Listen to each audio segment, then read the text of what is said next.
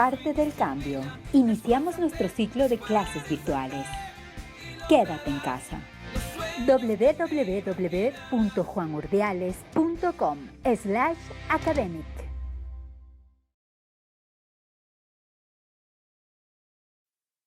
El movimiento circular aparece cuando una partícula rota alrededor de un centro a una distancia fija. Si la velocidad con la que lo hace es constante, decimos que el movimiento es uniforme.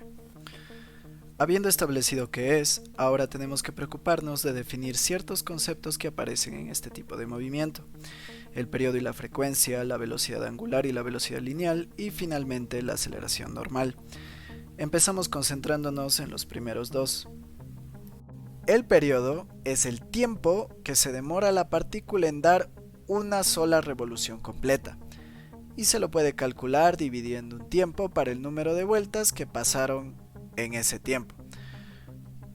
Como el periodo nos indica un lapso temporal, se mide en segundos. En este primer ejemplo, la partícula se demoró exactamente 2 segundos en completar una vuelta. Por lo tanto, su periodo tiene un valor de 2 segundos. En el segundo ejemplo, en cambio, la partícula es mucho más rápida, completando una vuelta en medio segundo. Su periodo es entonces 0.5 segundos. Ahora, ¿qué hay acerca de la frecuencia? Bueno, la frecuencia nos representa cuántas vueltas da la partícula en un solo segundo, es decir, lo opuesto del periodo, y se puede calcular dividiendo un número de vueltas para el tiempo en el que ocurrieron. La unidad de medida de la frecuencia son los hercios. Volviendo al primer ejemplo, podemos ahora calcular la frecuencia. Dividimos una vuelta que dio la partícula para los 2 segundos que se tardó, obteniendo una frecuencia de 0.5 Hz.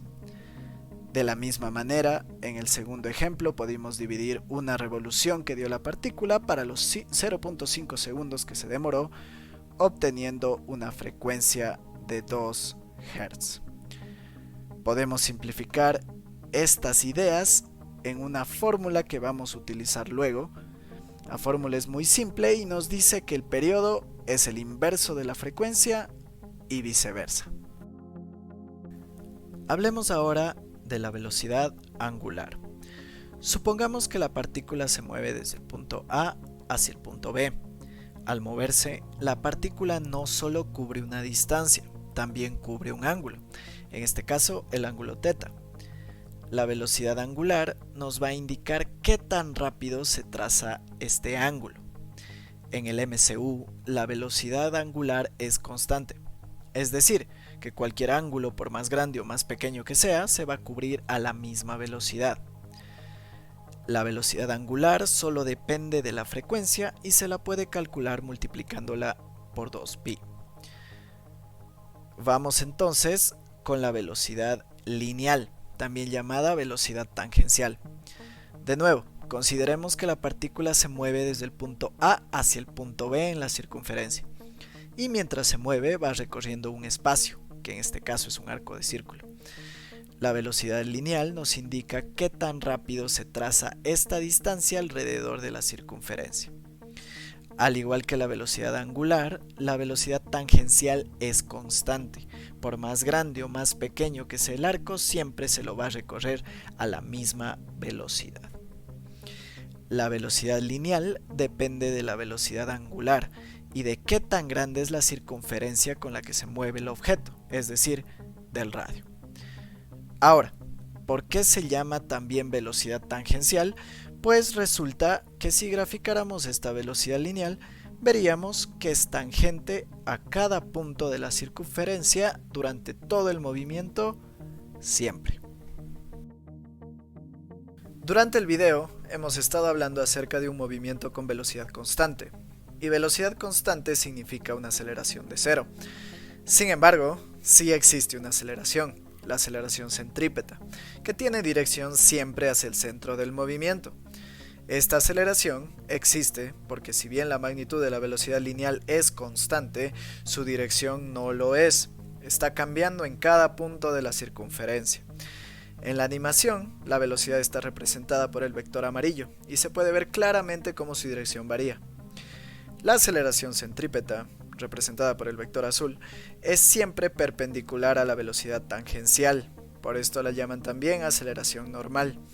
En la animación comprobamos como los dos vectores siempre están a 90 grados. La aceleración centrípeta se mide en metros sobre segundo cuadrado y se puede calcular con las fórmulas que tenemos en pantalla.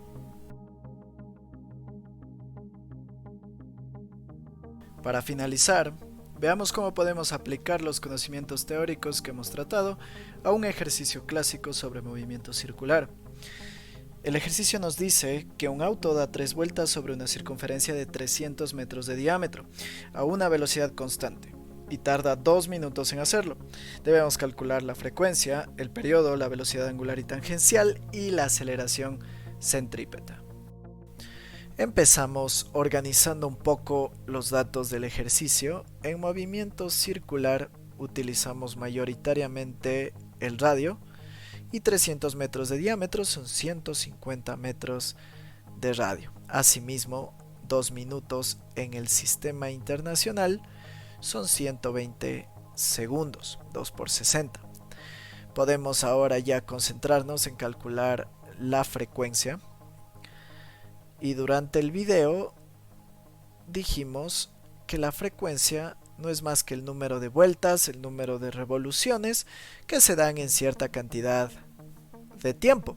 En este caso, 3 vueltas en 120 segundos, lo que nos da una frecuencia de 1/40 Hz. No olvidemos que la frecuencia se mide en hercios. Habiendo ya calculado la frecuencia, podemos calcular el periodo sin problemas, porque sabemos que el periodo es el inverso de la frecuencia. Reemplazando la respuesta que acabamos de hallar, 1 sobre 1/40 nos da un periodo de 40 segundos. Esto físicamente nos quiere decir que si la partícula se sigue moviendo con velocidad constante, se va a demorar exactamente 40 segundos en completar una sola vuelta alrededor de esta circunferencia y llegar de nuevo al punto inicial rojo. Después de calcular este periodo, ahora vamos a hallar las velocidades. Empezamos por la velocidad angular. Omega, la velocidad angular, depende solamente de la frecuencia con la que se mueve la partícula. Multiplicamos 2pi por esta frecuencia de 1/40, lo que nos da pi sobre 20 radianes sobre segundo. Recordemos que movimiento circular, toda cantidad que tenga que ver con ángulos, toda cantidad angular tiene que tener la unidad en radianes, no en grados. Ahora, en nuestro diagrama, si la partícula se mueve desde el punto A hacia el punto B, describiendo, dibujando un ángulo cualquiera, un ángulo θ, siempre lo va a cubrir con una velocidad constante de pi sobre 20 radianes por segundo. Ahora a la velocidad tangencial. La velocidad tangencial o lineal depende no solo de la velocidad angular omega, sino también de qué tan grande es la circunferencia que estamos describiendo, es decir, del radio. La velocidad angular pi sobre 20 por un radio de 150 que habíamos hallado nos da una velocidad lineal de 15 medios de pi metros por segundo. De vuelta a nuestro diagrama, si la partícula se mueve desde el punto A hasta el punto B, dibujando este arco, trazando este arco, siempre lo va a hacer con una velocidad constante de 15 medios de pi metros por segundo.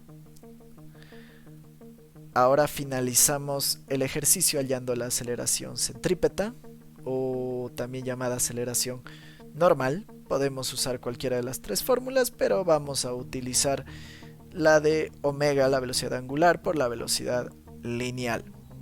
Reemplazamos las dos respuestas anteriores, pi sobre 20 por la velocidad lineal de 15 medios de pi. Nuestra aceleración normal nos da como resultado entonces 3/8 de pi cuadrado, en metros por segundo cuadrado, por supuesto, porque es una aceleración. Y en nuestro diagrama esta aceleración se encuentra presente siempre hacia el centro de la circunferencia y perpendicular a la velocidad tangencial, perpendicular en cada punto de la circunferencia a la velocidad tangencial. Bueno, y con la aceleración centrípeta finalizamos este ejercicio y el tema de movimiento circular uniforme.